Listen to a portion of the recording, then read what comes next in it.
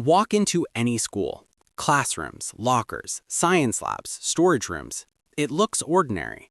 Cheap plastic chairs, dusty textbooks, old equipment nobody values. But after a societal collapse, some of those boring items become more valuable than gold. History proves this. When supply chains fail, when electricity stops, when medicine runs out, value shifts instantly. In crises, from war zones to natural disasters, what matters is no longer luxury, it's survival infrastructure. Today, we'll break down 7 common school items that become strategic assets after collapse, based on real survival science, historical precedent, and practical resource value. And by the end, you'll never look at a classroom the same way again. Number 1. Laboratory glassware and chemistry labs. Beakers, flasks, graduated cylinders, condensers. After collapse, these become precision survival tools. Here's why. Glass labware is heat-resistant, chemically stable, designed for accurate measurement. In a post-collapse world, precision becomes life-saving. You need to distill contaminated water, purify alcohol for disinfection, extract plant compounds, create antiseptic solutions, store volatile chemicals safely. Improvised containers can explode under heat stress, but borosilicate lab glass, commonly found in schools, withstands thermal shock. Historically, distillation was essential for producing sterile water and alcohol in frontier settlements. In post-collapse conditions, clean water and antiseptic production equals survival leverage. Glassware becomes currency. Number 2. Chemistry reagents if stored properly.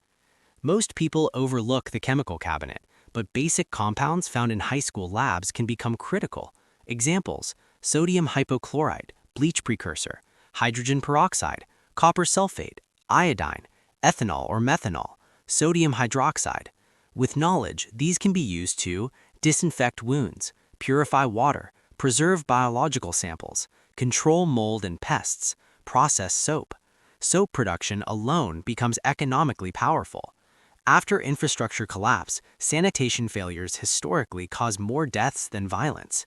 In post-earthquake zones and war-torn regions, disease spreads rapidly due to lack of chemical sanitation. If someone understands chemistry, those reagents become strategic assets. But knowledge is key. Without it, chemicals are dangerous. With it, they are survival multipliers. Number 3. The school library. Books. In modern society, information feels infinite. After collapse, digital information disappears instantly. No cloud, no Google, no AI, no search engines. Physical books become knowledge vaults. The most valuable categories are medical textbooks, first aid manuals, agricultural science, mechanical engineering, biology and ecology, carpentry and construction. Historically, monasteries preserved knowledge through the Dark Ages. Printed information allowed societies to rebuild. If collapse lasts longer than a few months, practical knowledge becomes generational wealth. A medical textbook can teach wound management, an agricultural manual can prevent famine, an engineering book can restore water systems. Information becomes power again, and libraries become fortresses of civilization. Number 4. Shop class tools, wood and metal workshops. Many schools still have handsaws, hammers, chisels, files, wrenches, drill presses, welding equipment. After collapse, manufacturing disappears. No hardware stores, no Amazon, no replacement parts. Repair becomes more valuable than production. History shows that societies survive through repair networks. Tools enable shelter construction, defensive fortification, farming equipment repair, weapon repair, water system rebuilding. In Argentina's 2001 economic collapse, local mechanics and tool owners became essential community figures. A functioning drill press may become more valuable than jewelry because tools create capability, and capability creates influence. 5. Medical supplies, nurse's office. Schools usually contain bandages, splints, ice packs, antiseptics, basic medications, gloves, thermometers.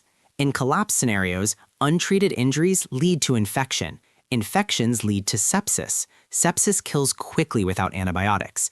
Even basic wound cleaning and bandaging dramatically increase survival rates. Studies from conflict zones show that immediate wound irrigation and sterile covering significantly reduce mortality. A small cabinet of medical supplies can mean the difference between life and death in the first weeks. After collapse, the person who can manage wounds becomes invaluable. Medical capability equals social leverage. 6. Gym equipment and physical infrastructure. This might surprise you. Gym mats, climbing ropes, weights, bleachers. Why valuable? Because collapse is physically demanding. You carry water, you chop wood, you defend property. Strength becomes survival capital. Gym mats become insulation, ropes become hauling systems for lifting heavy objects, bleachers become raw construction material. Even more importantly, schools are structurally designed for occupancy. They have large open rooms, kitchen facilities, water systems, multiple exits, reinforced structures. In disaster response planning, schools are often designated emergency shelters because their architecture is resilient. After collapse, location matters, and schools are defensible, spacious, and resource-dense. 7. The science lab microscope. This one is underestimated. After collapse, invisible threats become deadly. Contaminated water, bacteria, parasites. A basic optical microscope allows detection of waterborne pathogens, fungal contamination, parasitic organisms. While not as powerful as modern lab diagnostics, even basic magnification improves risk assessment. Understanding whether water contains microbial life changes survival decisions. Historically, communities without sanitation knowledge suffer devastating disease cycles. The ability to observe the microscopic world provides a scientific advantage, and scientific advantage equals longevity. The bigger lesson: notice something. None of these items are luxury goods. They are tools of capability. After collapse, value shifts from appearance to function. Gold doesn't purify water, luxury watches don't heal wounds, designer clothes don't build shelter. Skill plus tools equals survival economy. History consistently shows this pattern. In every prolonged crisis, engineers rise in value, medical knowledge becomes power, tool makers become essential, information holders become leaders. Schools concentrate these assets in one place: knowledge, tools, chemistry, medical basics, infrastructure.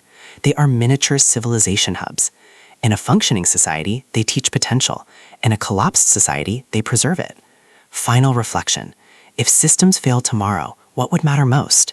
Not status, not social media, not digital wealth. It would be clean water, sanitation, shelter, repair, knowledge, medical care. And strangely enough, many of those foundations sit quietly inside the average school building. The question isn't whether these items exist. The question is, do you have the knowledge to use them? Because after collapse, knowledge doesn't just become power, it becomes survival.